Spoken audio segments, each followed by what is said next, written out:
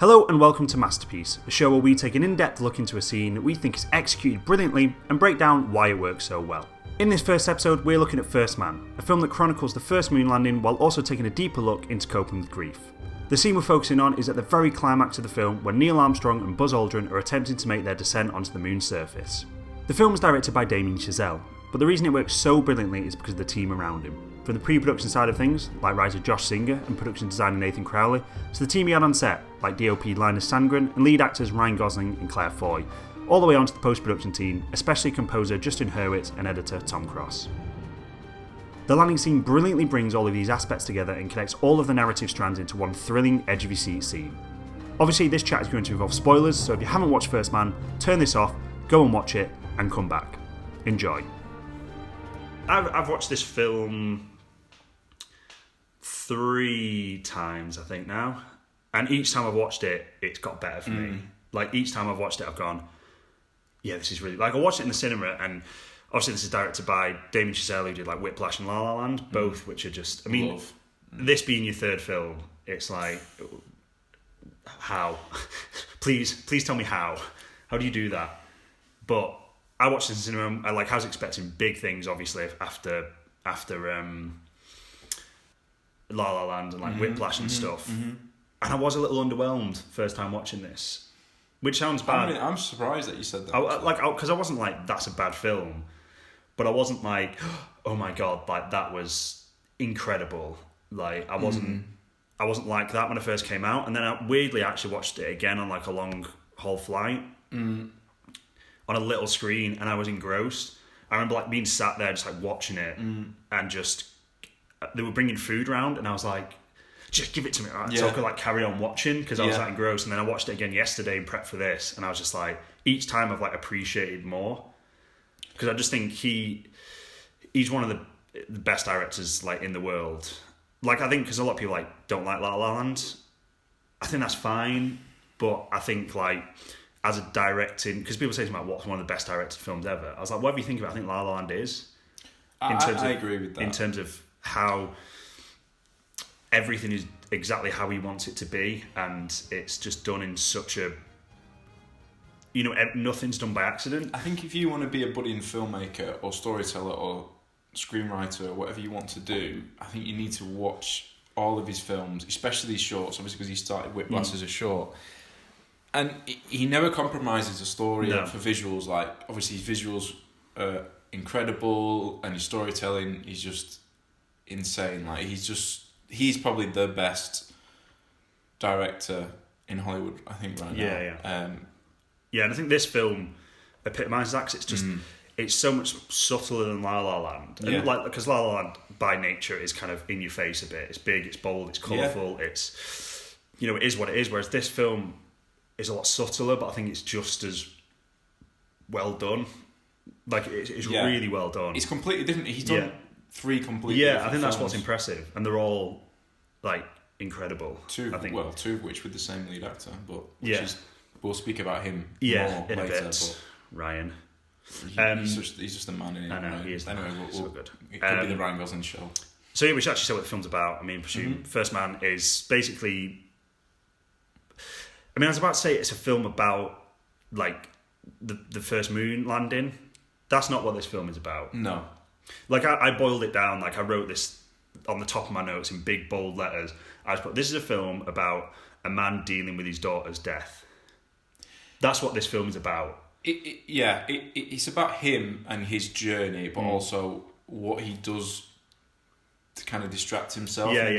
Inspire himself to be, I don't know, not become a better human, because that's cliche, but he really does show, the film shows us how, like you said, how he deals with it, but also how he interacts with his family, how that changes that whole dynamic with his friends, his work. I mean, I didn't know much about him really. No, I didn't. I think it's a really good look into him as a person, and like from what I can tell, it's quite accurate. From what I've read afterwards, it seems quite accurate, and it is just the kind of landing on the moon's kind of inconsequential, kind of that's just, as you say, the vehicle for him kind of getting over his daughter's death. And I kind of boiled it down to that. That's what this film's about. But also looking at it and going, it's not about the big American thing of we're doing this great thing of landing on the moon, and like that's a big thing for like a lot of the other astronauts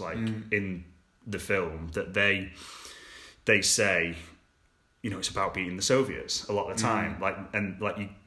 There's a scene where the Soviets, like, they find out the Soviets beat them for the first like spacewalk, and like the astronaut who was supposed to be doing that for the Americans like in a few weeks, he's like so angry. And it's not like because he wanted to be that part of history, but he also wanted to beat the Soviets, and it matters for the other astronauts. It doesn't for Neil Armstrong in this film. Like, obviously I'm not talking about Neil Armstrong in real life, I'm just because maybe it did, but I think in this film it doesn't matter for him. It's just a distract. It's like he's throwing himself into that work to just get over it. And like because in the film, like his daughter dies of cancer, like really young at the start, pretty early on in the film, like first kind of 15 minutes or so. And before she does, you hear him get kind of semi-offered to go work on Gemini. Like they're taking applicants, so you're going to apply. I think I can't remember if he's like he's going to get recommended, or they kind of say, well, we can put you forward for it or whatever. And he just says, well, maybe when Karen's better, like, because we can't uproot now, because she's the most important thing in his life at that time. Which really comes across in this film because, like you said, he never ever wanted to put that above his family. Yeah. But it become like that. It engrosses because of the death of his daughter. It does kind of engross his life. It's beautifully told in terms of his relationship with his boys. Yeah, because his wife. He's never as close to the boys as he is to and I think Karen. That's referenced in the film. That I think. He's very formal with them. There's like a couple of scenes where you see him being a bit more light-hearted, but that's always when like the work's going well and he's distracted by the work and kind of, you know, he's working through that process and he can kind of be that. But like, especially because I think his youngest son isn't born when Karen dies, and then they have the son later on. He's never that close to that son, and you kind of feel it as kind of him going, I can't go through that again. Yeah, that's what you get throughout the film. That he's so. I don't think it's something that you can ever get over fully. No, you never would. No. And also his wife, he's dealing with it very differently to how he deals with it. Yeah, and do you know what? He's a bit of a bastard to her. He is. Like, he does not help her through what she needs to go through. No, he doesn't. He just focuses on his work.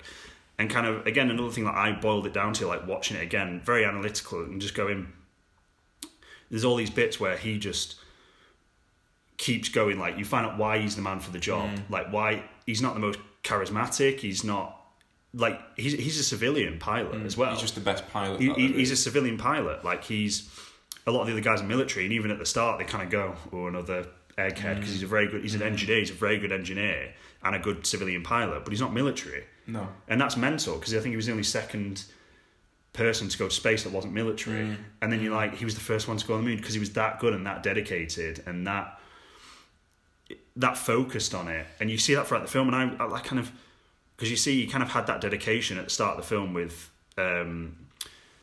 Karen's like cancer treatment. Like, you see him on the phone a lot going, what can we do? He's doing research, he's got loads of notes.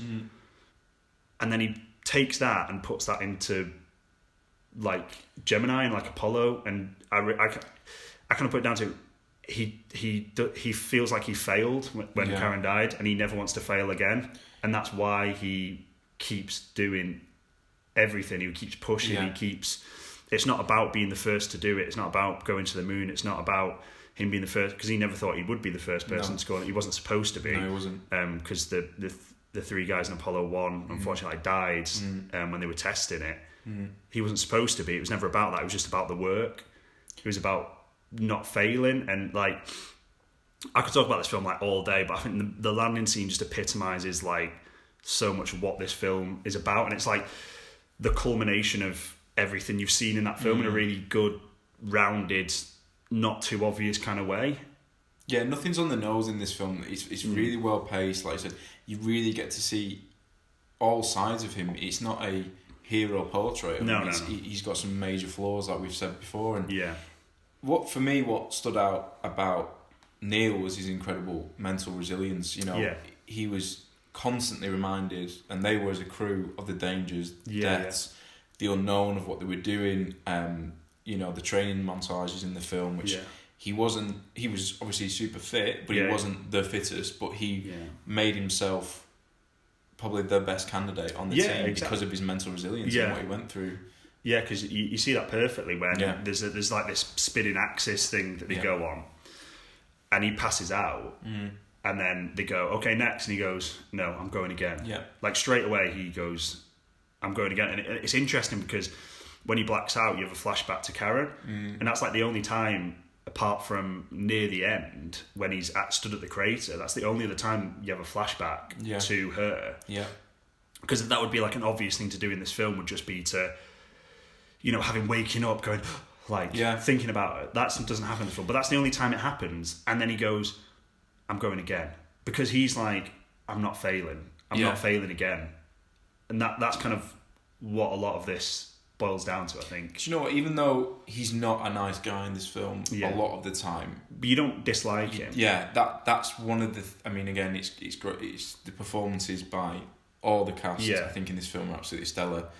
But you just feel immensely sorry for him because he doesn't know what to do. He's like you said, he's throwing himself into his work. He doesn't know how to handle it with his wife and his children, and he's really struggling throughout the film. And there's only one bit as well where he shows real emotion, and that's at like the wake of Karen's funeral. Like even later on when because there's one way his friend Elliot has died, and he storms out of the wake there. Yeah.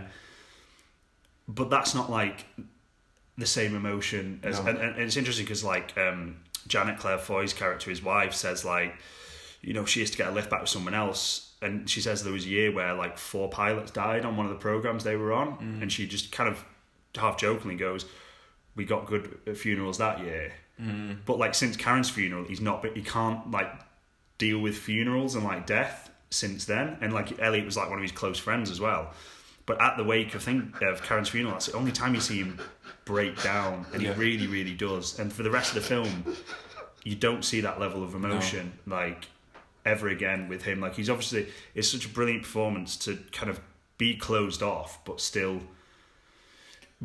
give enough that you understand what this character's doing, because he's obviously very emotionally closed off, because there's a scene where Janet goes to him, you're telling the kids that you might not come home, because I'm not. I love she's because she's I'm not doing that. Claire Foy is so good in that scene, because it's such a thing of going, he just expects her to, because he can't deal with that emotion of not coming. But I think it's also again, he can't fail, so he, in his mind, he's I don't want to tell them, because if I say to them I might not be coming back, that's kind of going over the possibility that I might fail again. Yeah, and he can't accept that, but I can't deal with that emotion. And it's when he speaks to his kid, it's such a strange scene, but he's not giving away a lot, but the performance is so good that you understand completely what's happening. I think again, this is a good time probably to praise the acting in this. We've mentioned Ryan Gosling before. Probably I would say his best performance as an actor. I think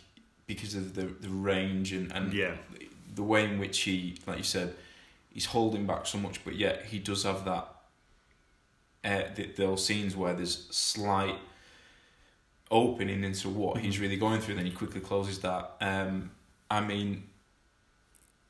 Hollywood right now, we always say, there's not really great characters and they're not very well developed or human. This is the perfect example of how to create characters. I know obviously it's based on a real life, but he didn't have all the information about what they were dealing with, and you've got to assume some of it and write some of it and just come up with it, because a bit of artistic license, even if it is accurate. Absolutely. And it's so good. The child acting is incredible in this, it is. And the way in which it just the whole journey that you go through this film, which is sometimes a bit slow, sometimes it's very intense, it's very sad, sometimes there's not really uplifting moments at all. No, even when they get on the moon, it's not no, it's very, what's the word, because it's not an obvious comparison to this film would be Apollo 13. Do you know what I mean, in terms of they're both films about space and they're similar in their like DNA,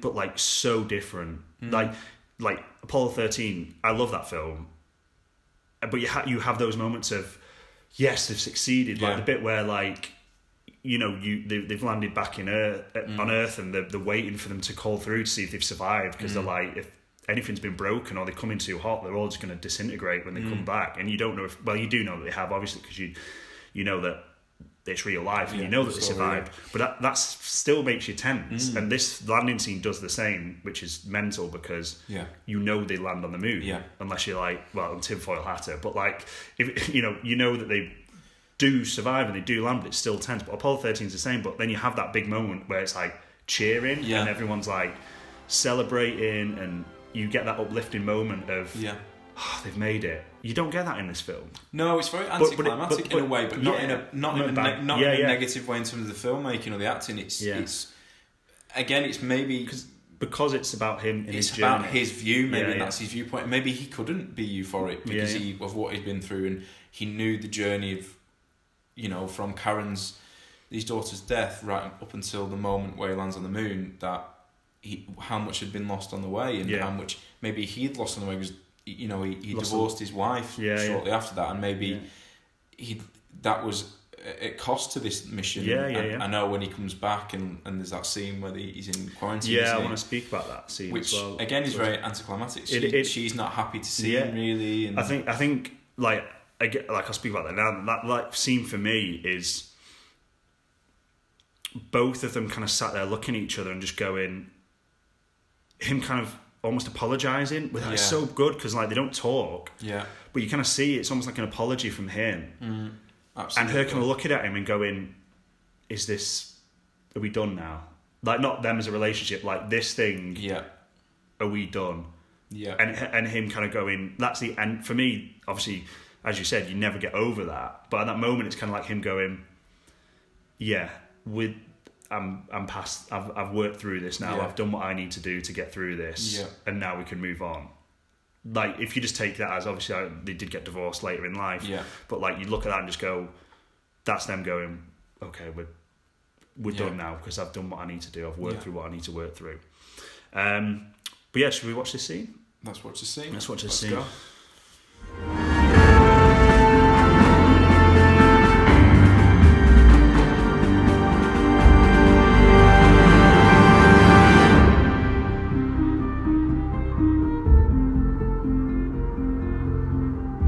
Contact light. Shut down. Again, I think he can't fail. He's not going to fail. Like he just isn't going to. And these moments where like I think there's 2 times in that scene where it cuts like a close up like the abort button, and it's like he kind of looks at it, but it's not an option for him. Like no matter what, and you see that, and like in this scene, and it's a strange thing. Like Buzz, like obviously, like we spoke a little bit about, like in this film, like Buzz Aldrin's a bit of a dick. Yeah, he's not very he isn't like by any of the astronauts. No. Like in the scenes where like he says stuff, right? Like he's not got any tact at all. Like he says stuff at funerals, and then he says something else about like the looking at the rocket, talking about like the moon landing, and he says something, and someone says, "You think you're like." You think you could be going? He's like, yeah, since Gus died, like, there's, it's everyone's up for it sort of thing. And then someone says like, and he's like, well, I'm just saying what everyone's thinking. And then Neil kind of like, there's this pause, and Neil just goes, well, maybe you shouldn't. Maybe you shouldn't say like what everyone's thinking. And like, you don't get a relationship built between them. And I think that's probably because they didn't have one beyond a professional capacity. Like he's friends with the other astronauts. In this film, him and Buzz Aldrin as colleagues, and like in this scene, you see Buzz kind of looking at him going, what are we doing? Are we doing this? But he never questions him. Like he obviously trusts him as a professional to like, and there's a bit just after this scene where they do shake hands and he's like, very smooth touchdown. Yeah. And they understand that they're sharing this history together. It doesn't mean the best mates. Absolutely. There's definitely a massive amount of respect for each other. Yeah, respect for each other. But it's that kind of thing, he's probably maybe looking at him going, I won't have the balls to do this. Like, but you see throughout the film these all the scenes where Neil like gets out of a situation because of who he is that maybe other people wouldn't have done. Like there's one where they're like the docking with like the first time they docked with something with Eugenia, and it spins out of control, and he manages to get it back under control, and like no one else, like the other guys passed out because of the G's, and he manages to bring it under control, and he's like, and then the first scene in the film is him in a plane bouncing off the atmosphere, and he finds a way to like get it under control again. It's like, and in this situation, all the alarms were going off, and you see how like unprepared NASA are as well, because both of them are like, "What's a 1202 alarm?" Yeah, they're like and they say like, "NASA, can you tell like Houston, can you tell us what that is?" But they just carry on, and the alarm's going off, and it's really interesting because like, I mean, I want to watch the scene again in a minute with sound off and just break it down like shot by shot, but like there's a bit where the alarm's going off. And like Buzz Aldrin's not turning it off because he's like, it's an alarm, and Neil just punches it off, and he doesn't say anything he doesn't need to say in this scene. You know, he says all the protocol stuff that he needs to say so Houston know everything's going right. He says what, like, when he needs to speak, he speaks. Apart from that, he doesn't. And that's quite big throughout the film, actually. He doesn't speak very often when he doesn't have to. But in this scene in particular, it's like, it's a concentration thing. Like, it just keeps cutting back to close-ups of his eyes and his face, and him just, I don't think he blinks in this scene. He's so intense. I don't think he blinks because he's concentrating so much. And in the scene I mentioned with where they were docking, when they get to space, he's like doing some notes, and people are trying to talk to him. Like, can we have a status report? He's like, no, I've got too much work to do. And the other guy's saying stuff, and he's like, no, he's like, be quiet. Yeah, I need to focus on this. It's quite funny actually. And he's like, give me a minute, and then he needs to focus. And he like does a thing, and then you're like, oh, and then he's like, okay, cool, right, we can do this now. And this scene's like that. He's like, he can't have those distractions. He's literally like, as you said, in terms of history, he's doing probably one of the hardest things anyone's ever done at history at that point in time. Like, no one else has done that, and it's ridiculous. And the fact that everything was so, they should not have got there.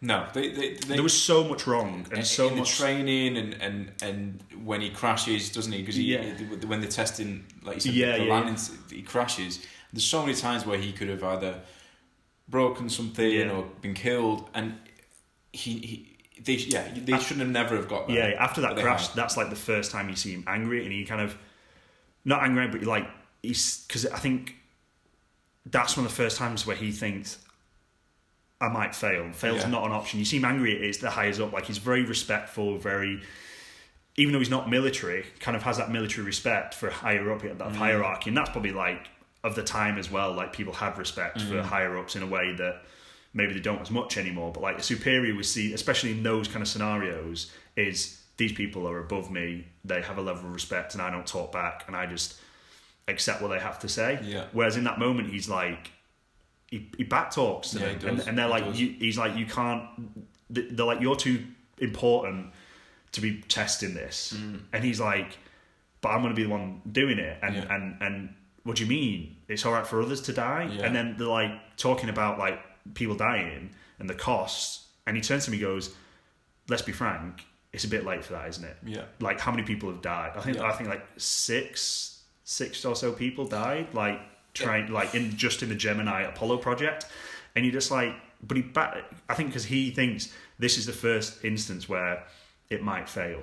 He never really does the easy option. No, I think that's what you get from this film. Like, he obviously has an ego in terms of he's doing it for selfish reasons to get over, or he's using this as a vehicle to funnel his emotions from his daughter's death. But this guy was literally the first man on the moon, literally the first man to do this landing. Yet he's never, I did this. You never get that sense of maybe like a Buzz would have done. He would have, because he was like, I want to be on that mission. I want to be on this. And Neil was on that mission just because he was asked to be. Because there's a bit where Ed, one of the astronauts that died in the Apollo 1, Joe wasn't originally called Apollo 1. It was called something else, but they the crew referred to it as Apollo 1. Did they reference it in the film? I can't remember if they did. No, I don't think they did. But like, it wasn't called Apollo 1, but it got renamed that after their death because that's what they called it.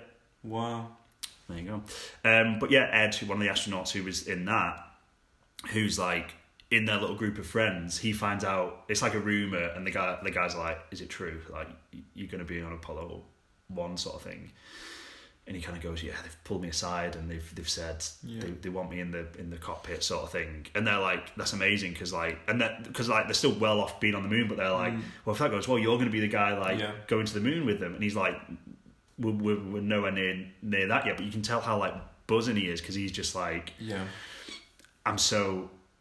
That's what he wants. But like Neil's really happy for him. Neil's like amazing. There's no jealousy there. There's nothing about him is like, "Oh, I'm happy for you, but I wish I was going." Absolutely. It's not that all, because it's not about that for him. It's about succeeding, and it's just like whether that's him just putting the work in that then gets someone to the. It's all about the work. It's not. I don't think he's ever looking at the end goal. He's just looking at literally what's in front of him. And this scene, it's like, it's him now that's there. It's him that's doing it, and he just needs to succeed. He's dealing with everything in the now. He never thinks too far ahead because I don't think he wants to think too far ahead. There's just so many things that could go wrong that he's always in the now. But I think we'll discuss the scene in a minute. But in terms of, I think, again, why this film is probably one of the best films in terms of space films that we've seen. Obviously, we've discussed this off camera. Like, I loved Interstellar. I know other people have got other favourite space films. But in terms of the directing choices, with the editing, I mean, the constant metaphor of the danger that is always in his head, in his subconscious, with the alarm constantly near him, and the cuts to that. The pacing of this editing is so good. I mean, it reminds me a lot of the Interstellar docking scene in terms of the shots and the soundtrack, because they're kind of doing a similar landing protocol, if you will. One is obviously and that spinning. Scene is like incredible. I mean we'll probably contrast and compare a little bit later, but because I think the emotion in this scene's better than, because I know the docking scene in itself is like very heightened and like very dramatic. Yeah, very dramatic, and he's got to dock it, otherwise they're not going to get home and all that kind of stuff. But like, I think because it's heightened, you lose a little bit of that personal thing, because like I'm thinking about it now and I'm like, there's a personal stake, because there's that incredible scene with McConaughey where he like watches the videos of like probably the best 27 years or whatever it is. Like, and that scene is like, we could do this for that scene, because that scene's so good. I think we probably will do, because that scene's so good.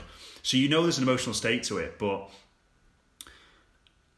I don't feel that same emotion watching that scene as I do with this scene. And I think that's championing both Damien Chazelle, the director, and also Gosling. I mean, again, we need to speak more highly of the acting later on, because I think so Claire Foy, like their relationship in this, and it's just amazing. But you really do get that sense of emotional payoff. I mean, I personally do in Interstellar, but I think with this, you're on a much more personal journey. With him, and I think that obviously that's a more purposeful choice by the director in First Man than what Nolan made in Interstellar, because it's completely different stories. But I mean, this scene in particular is just, it's just incredible, isn't it? Yeah.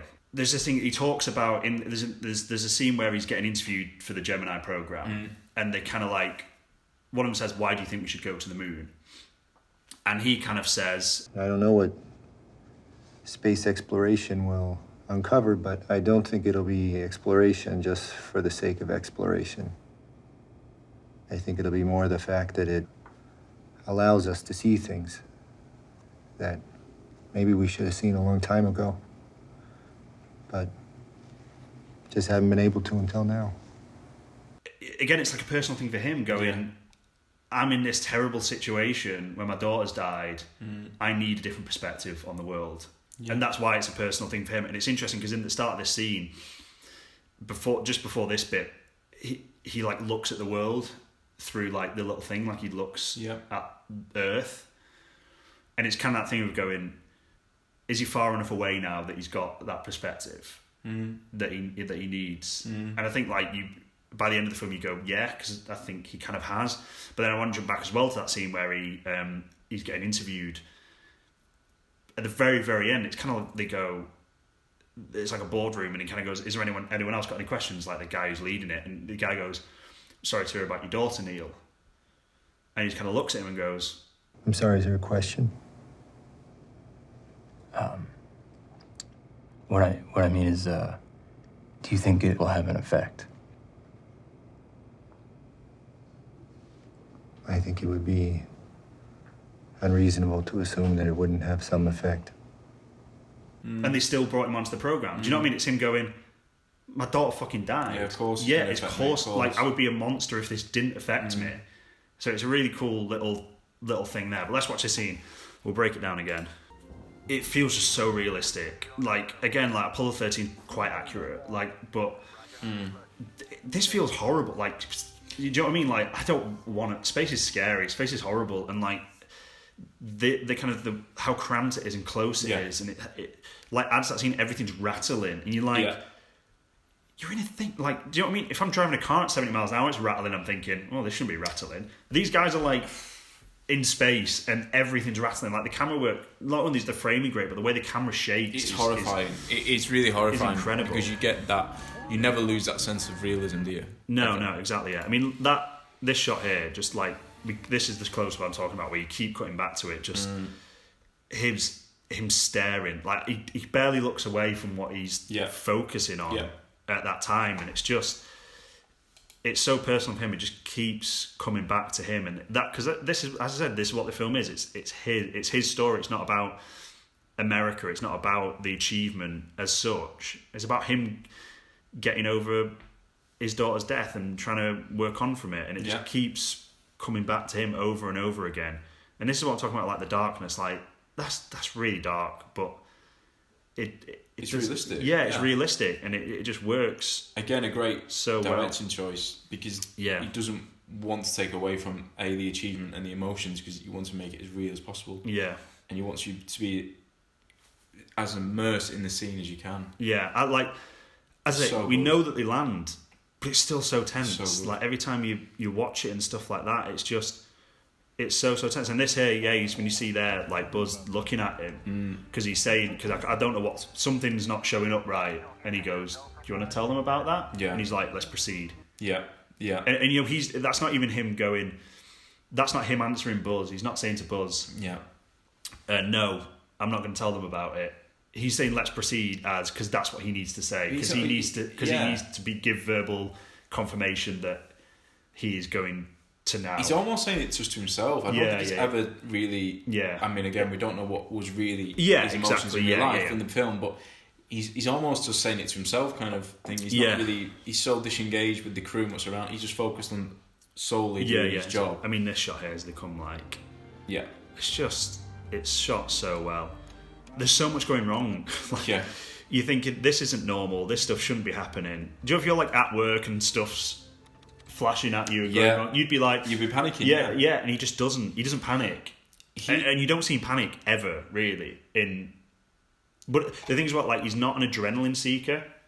Because, like, you see that first scene where he nearly, like, bounces off the atmosphere and he finds a way to get down and nearly crashes. He lands the plane and he's just like, cool, yeah, we're good. And then he, you know, when they say he's distracted because of Karen at that point, and they're like, but he, you know, he didn't panic, he got down, but he's not, you know, like a film about adrenaline, you do that and then get out of the cockpit like, woo, and he's not that. He's not that all. He's never about thrill seeking for him. He's all about. I mean, this is a very cliche thing, but it is about the triumph of the human spirit in terms of what you can do. Yeah. In horrendous situations and in personal life, and how you can use that as a vehicle to give yourself triumphs in later life. It doesn't matter how. I mean, this is the biggest thing that humans probably will ever do. For the foreseeable future, at least. You know, go into space, walk in space. Yeah, it's just. You know, so if he can do that, then I think a lot of people. That's why he became a lot of people's hero. You know, like we said, there's not a lot known about him. Really, his personal life. Probably the most famous man. Ever, and we don't really know. And he's a civilian. He's not like. I mean, he's obviously very intelligent. Yeah. ridiculous in tone, very talented person, but he's not like a military guy. He's just one of us. Yeah, he's just a person. And like that, I like this that we keep. It's such a simple technique, and you see it a lot, but just keep cutting back to like the fuel levels, and you just like it's just like a time thing of just going, are they going to make it in time? Like that seems low. And you just keep cutting back to it, and it's such a subtle editing thing just to keep reminding you of if they mess this up, they're dead. Like I mean, you know, again, something that's not really elaborated after this is how they got back, and which is equally as dangerous. Yeah, exactly. Yeah, but again, we're always comparing the two scenes, the Interstellar's docking scene and this.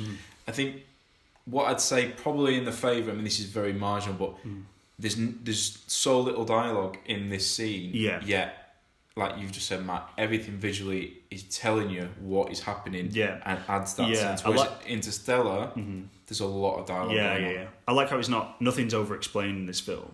Yeah. Like the jargon, everything. Nothing's over explained because it's like you don't really need to know. No. Like the jargon.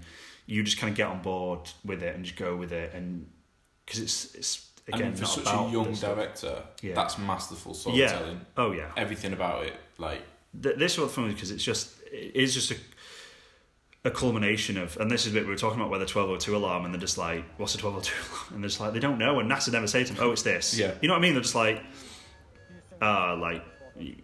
they probably don't really know what it is either. They're just kind of like, well, yeah, we'll just figure out yourself. You know, I think this shot in the minute's coming up where I said he just hits the alarm. Like, and the thing is, like, Buzz is like nervously talking as well. Like he talks quite a lot, but it's not unnecessary. It's like he's telling the readings out, which he probably needs to do, but it's dead like nervous. Yes, yeah. Do you know what I mean? Like, obviously that's how he's dealing with it. Yeah, in his way. And like this shot of the moon is just like beautiful as well. And I need to talk about the score in this bit in particular, because you in particular love the score. The score is incredible. We'll talk camera first, and then we'll talk about. I mean, the sound design's amazing as well. Like the noise and like it's brilliant. I think you know what? Again, in all of Damien Chazelle's films, his score is just incredible. Whiplash is just because it's Justin Hurwitz. I think he's used him during everything. Film. Here we go. We cut to that like abort button. Yeah. And it's so dark and it's so quick, and it's just like, I don't know if he looks at it. I think you get the impression that he's looking at it. I love the amount of lecturers at film schools hating this shot because it's so shaky, but it's so good. That's what you need. Yeah, it's so good. It's so like, again, like you keep cutting back to Buzz as well, just looking at him, going. Yeah. And you kind of like, is he admiring him? Is he like scared? Yeah. Like, what's he going through? And you kind of think it's kind of this weird mixture of like respect, but because it's a bit where he's like, you can't land there. Could an actor have played this role better than Ryan Gosling? Like, I don't think there was. No. I think he's the perfect acting choice for, because he's incredible at, like, as we said, like, almost underacting, but like giving so much by not doing much. Like, he's so good at that. He's got such good. I mean, a lot of people admire him obviously for his films. We in particular love him because of Drive and Crazy Stupid Love, Only God Forgives, Place Beyond the Pines. Yeah, he's done a really, obviously, La La Land, which we love. He's done such a varied catalogue of work. Exactly, yeah. But I don't think anybody else could have played him. No, and he played him so well and so right, and really took this story seriously, didn't he? I mean, he's Canadian at the day, he's not an American. And this was probably a lot of pressure on him. Yeah, but that's the thing though, isn't it? It is like a personal story. It's not about doesn't matter the achievement of, like, which I would say like Apollo 13 is. Apollo 13 is about the achievement of bringing them home, and it's an incredible achievement. That's not like the way to tell this story. Like, the moon landing is secondary in this. Exactly, it's mad. It's mad, isn't it? Like, that's... And you're okay with that. You're totally fine with that. You're like, how that... I mean, again, it's down to the acting and the directing, but it works so well. I mean, like I said, I never saw this in the cinema, so I saw this when I was on holiday, actually, with two friends, and we just sat down and said, hey, have you never seen this? I was like, no. Put it on a normal TV, and I was engrossed. And I'm still with it. I could watch this like every week. I would probably love it more if I saw it in the cinema. I think I'm really jealous that you saw it. Yeah, it was so good in the cinema. But I think, let's go on to the score, because the score... I'll let you talk about this, because this is... Like, I've broken this score down. It's so good. So, like, for Cut Back to That, it's kind of, there's nothing going on, and then the score kicks in, kind of like Interstellar, where, like, when he just goes off, like, the score kicks in, and basically the score in this bit is the initial kind of undertone of it is called like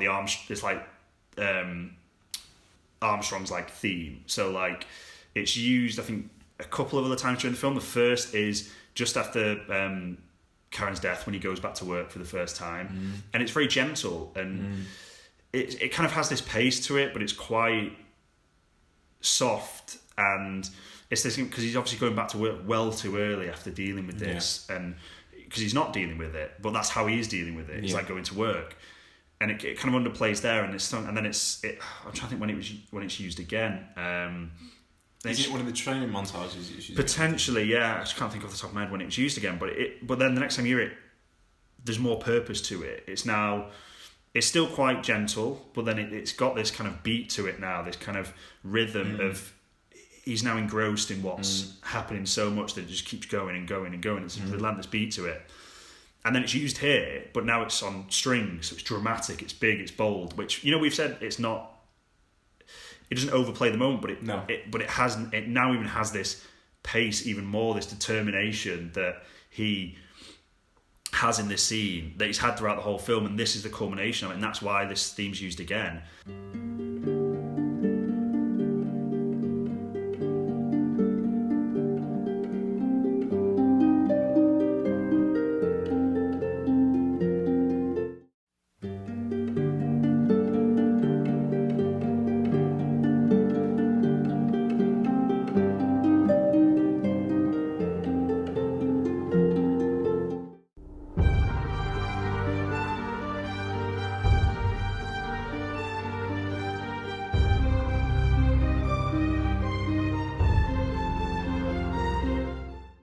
And then the bit that's brilliant is when it cuts to this wide on the moon. Let me try and find where it is. This here. The music that comes in here is Karen's theme, which is originally played like on the piano, very gentle and kind of soft.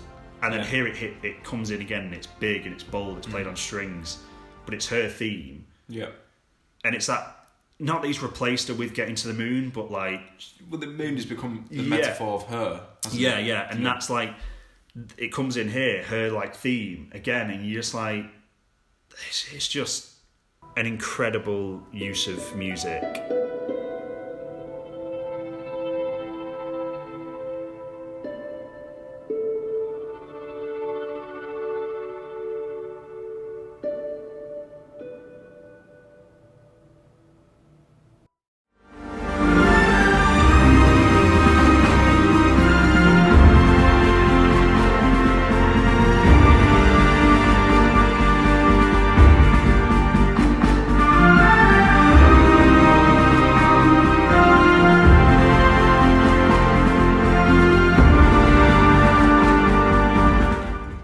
I think like motifs, if used right, subconsciously say something. Do you know what I mean? Without you having to like, I know we're analysing this now quite in depth, but I got that first time round. I think, and I know we're into films, so it's a bit different. Yeah, of course. But I think if you look at some of the best scores or the most outstanding scores recently in cinematic history, I mean, you've got the Dark Knight trilogy. Yeah. You've got obviously Interstellar. You've got Lord of the Rings. Yeah. Avengers. I think if you didn't have those within those films, it takes away something from. Yeah. Filmmakers, take note of First Man. This is how you use music correctly. I think in a score. And I love how he uses three pieces of music. Exactly. Yeah. But it doesn't sound like a rehashed thing because like no. Again, going slightly off topic, but like The Last of Us, there's a theme in that's reused loads, but you don't really notice it because it's changed up slightly every time just to mean different things. And this just not only reusing the score, but taking 3 different pieces of music that like mean different things and combining them into this one track that like works brilliantly. Because that is a reflection of what he's going in his head. It's like because this scene's like a culmination of everything that's gone on in this film. The music reflects that like perfectly. I just think, like in terms of as a filmmaking thing, it's like absolutely like brilliant. I'd go far to say that I don't think it's a better example recently. Not that I can think of off the top of my head. Because he's using 3 complex pieces of music. Yeah. And it's like towards the end, it gets this beat as well, like where it is ramping the tension up a little bit, but you hear like it's like dun dun, and it's just that kind of thing of going. It's his determination. It's just him keeping going, and nothing's stopping him.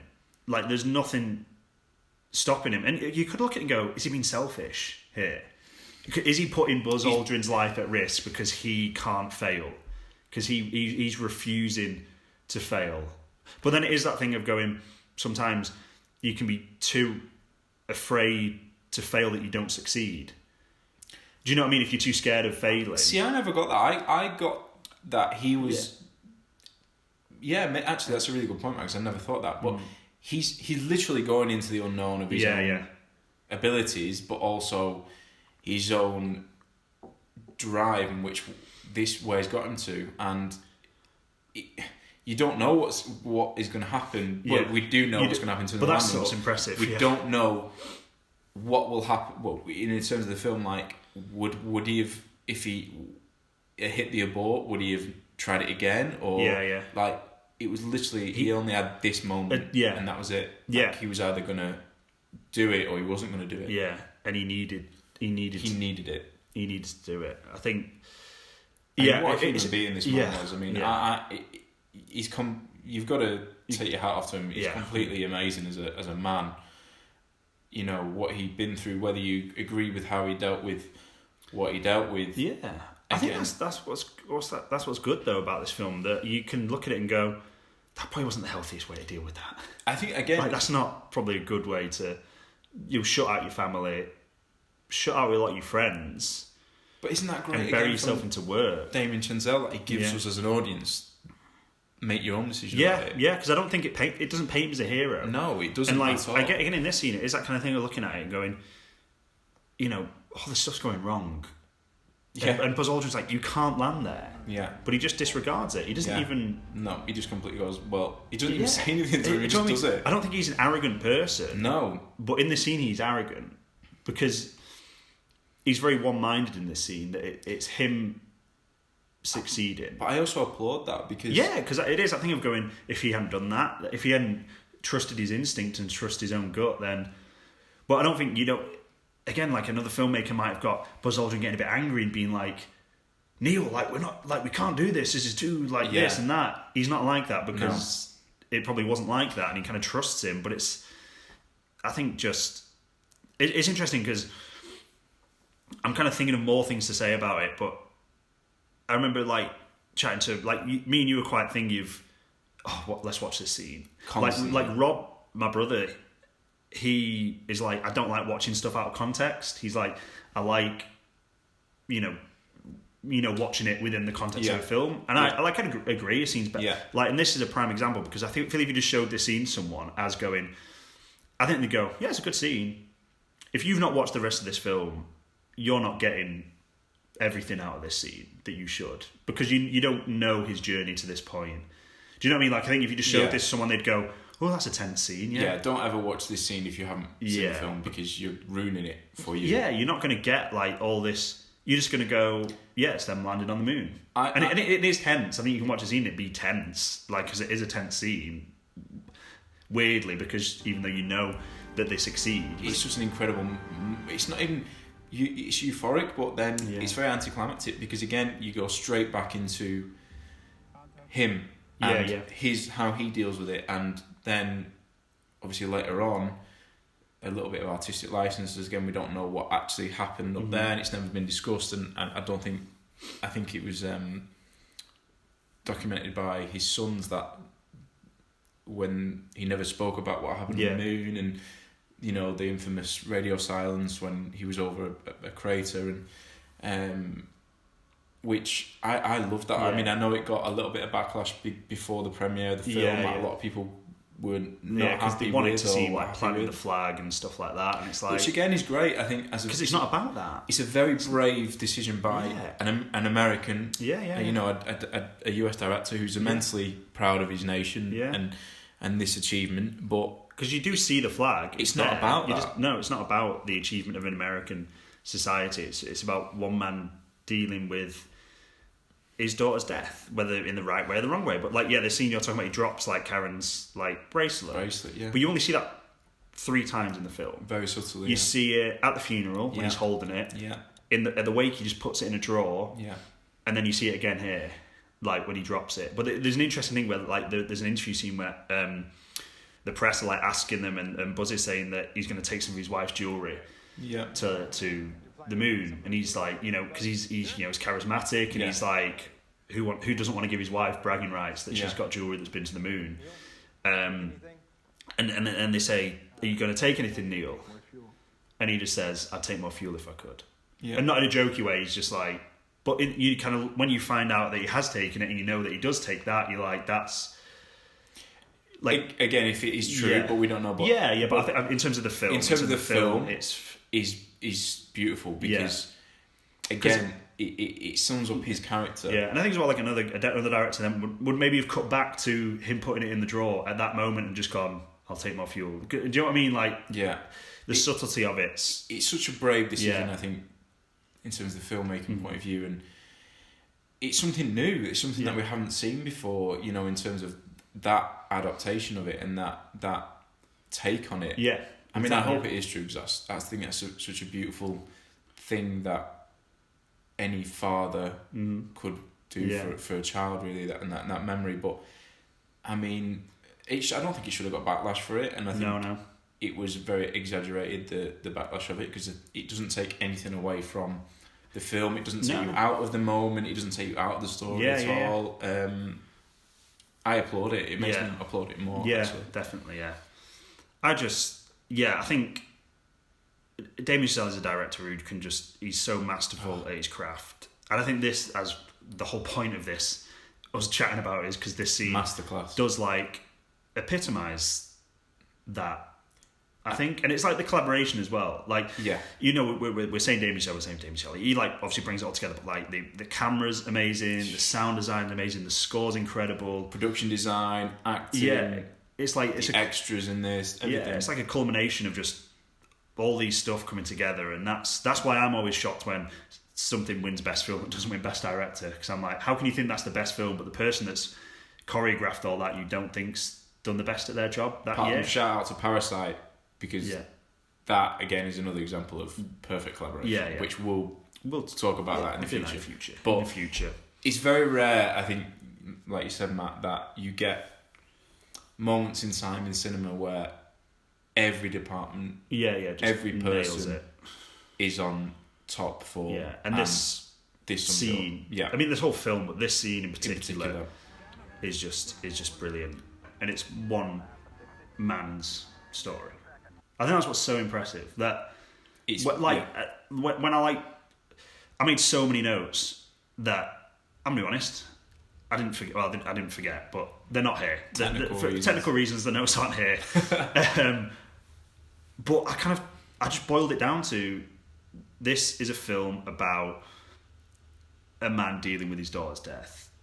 Like, I boiled it down to that, and I was like, I kind of don't need any other notes now, because when you realise that's what this film is about, everything comes with a new light, I think. And you would never think that about this film before you watched it. No. You wouldn't think a film about Neil Armstrong landed on the moon would be about that. Dealing with depression, basically. Dealing with depression and showcasing what awful, emotions and what he had to deal with, and not just him, but I don't think we've applauded Claire Foy's performance enough in this film. She is brilliant. I mean, we said earlier we don't think anybody else could have played Neil Armstrong as well as Ryan Gosling. Well, I think that's the same with her because she was incredible. She was everything that you wanted that character to be like. She was brilliant. Yeah, you know, again, the dynamic between them, the two, the emotions, some scenes were really hard to watch. And you felt, you know, emotional with them. You know, you thought, oh, I don't like that decision. I don't like that. And it's like it's real. It's real. And I think that's it's not overplayed, and it's probably very easy to overplay that, but it's masterful filmmaking, but also masterful acting. Yeah, definitely. I think throughout this, 100%. I think, like, I was about to say to Cameron then, if you've not watched this film, go and watch it. If you're watching this video, you've seen the film, and you know. But I would say go and watch this film again. Like, I can't believe I'm never someone to be like, oh yeah, so I analyse the film like this, and it means this, and it means that. Like, that's not what filmmaking is for me. Like, a lot of the time. Do we consider trying to land on them? But I like it when you kind of go into a film with a rewatch of a new light. Yeah, I think I'm trying to think what it like boils down to, like why I want people to go and like watch this, and hopefully that we've put a different, not a different spin on it. I think, like as I said, like at the very start, when I watched this film originally, I wasn't blown away. I remember liking it. See, I was. I remember being like, I really liked it. Yeah. But I wasn't like what I am like now with it. So I want people to have the experience that I had with it of going, because I know people have seen it and gone, yeah, it was good. I think that's like it, but like I want people to. I think that's it. Like when I talk about stuff, I'm like, I want people to have what I have with it now, and I feel like, maybe people will have that after listening to this. Hopefully, that you'll go, wow, there's stuff going on there that maybe I didn't consider on face value, and I was one of them. I was one of them. I didn't think this film was as deep as. Annoyingly, I think this film is very underrated. Yeah, that's what I mean. Yeah, I think I don't understand. Yeah, because we're probably going to talk about films in this series that aren't underrated, that everyone agrees are masterpieces at some point. Yeah. And people probably just listen to it and go, cool, I'll go and rewatch that. And there'll be some films that we will consider masterpieces which you guys won't do, and that's fine. Exactly, this might be one of them. And but like, I hope that we've us talking about it is going to make you go and watch it again, and let us know. Thanks for watching, guys. Hope you enjoyed this new style of video. If there's any films you want us to have a look in, any scenes, just let us know in the comments or on any of the social medias. And while you're here, why not go and check out our brand new video cast or our latest episode of Bonfire's Boss. Thanks for watching, guys. See you next time.